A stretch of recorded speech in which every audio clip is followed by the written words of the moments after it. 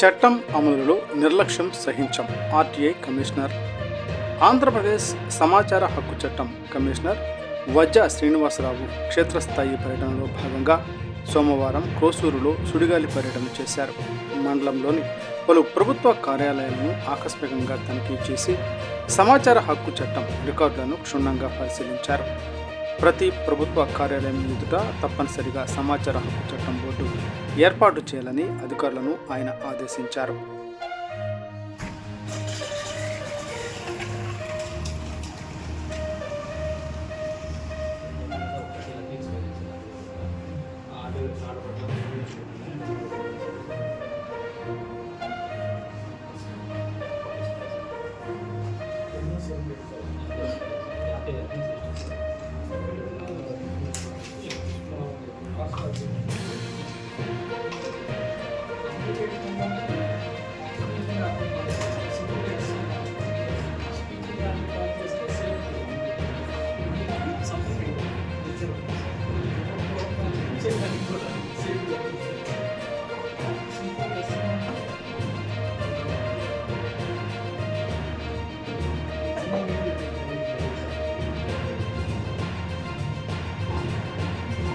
దానికి రెండు ఆప్షన్స్ ఉన్నాయండి. ఒకటి, అది పబ్లిక్ రికార్డ్ అయ్యుంటే ఆ రికార్డు అందుబాటులో లేదు అంటానికి కుదరదు, మిస్సింగ్ అయిందని అంటానికి కూడా కుదరదు.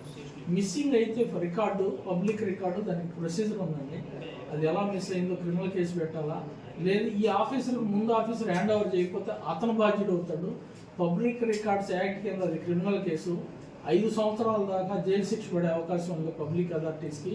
అందుకని మీకు నేను ఈ ముఖ్యంగా మీ అందరి ముఖ్యంగా తెలియజేయటం ఏంటంటే, ఏ అధికారి ఏ రికార్డు సీక్రెట్ కాదు. 81J కింద చూపించి తప్పితే మిగతాది సీక్రెట్ కాదు, రికార్డ్స్ ఇవ్వాల్సిందే.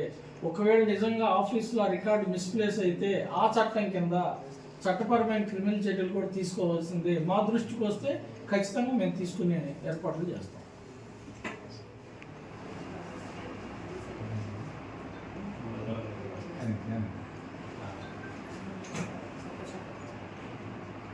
మీడియా ద్వారా ప్రజలకు, పబ్లిక్ అథారిటీస్కు కొన్ని విషయాలు తెలియజేయాలనుకుంటున్నాం. గత శుక్రవారం ఈరోజు పబ్లిక్ ఆఫీస్ అన్నిటికీ నార్మల్ విజిట్లు పెట్టాం.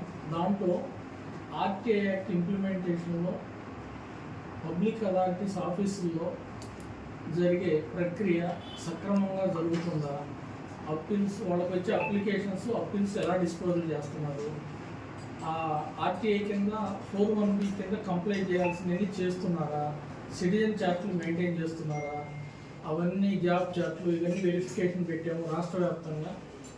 నాతో పాటు మిగతా 7 కమిషనర్లు కూడా వివిధ జిల్లాల్లో పర్యటిస్తున్నారు. దీని మీద ఆర్టీఐలో కొంత ఇన్యాక్టివ్ కొంతకాలం ఉంది, దాన్ని క్రియాశీలం చేయాల్సిన అవసరం ఉందని అర్థమైంది. మేజర్గా మాకు చివరికి ఎట్లా ఉందంటే, అప్లికేషన్స్ 41B మీద కూడా అప్లికేషన్లు వేసి అవి కూడా మా దగ్గరికి అప్పీల్స్ వస్తున్నాయి.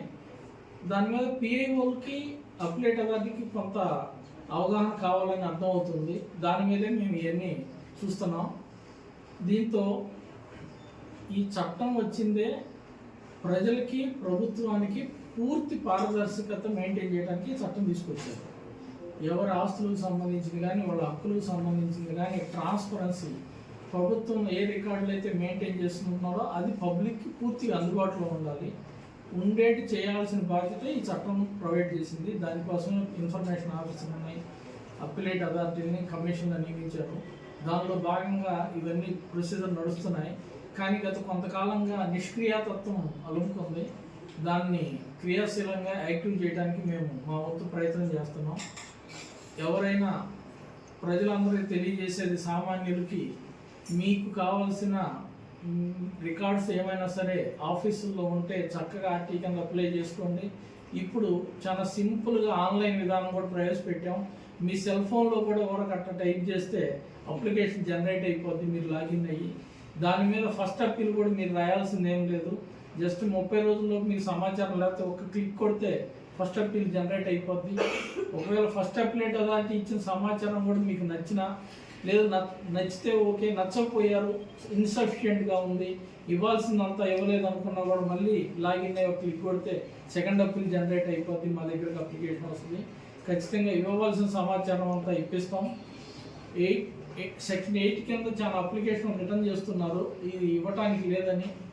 జనరల్గా ఆ సెక్షన్ లిమిటెడ్ ఆస్పెక్ట్లో మాత్రం ఇవ్వటం లేదు, మిగతా అన్ని ఇవ్వాల్సిందే. కాబట్టి అధికారులు ఇవన్నీ దృష్టిలో పెట్టుకొని ఈ చట్టాన్ని సమర్థవంతంగా అమలు జరిపి పూర్తి పారదర్శకత ప్రదర్శించాలని మీ ద్వారా కోరుకుంటున్నాను.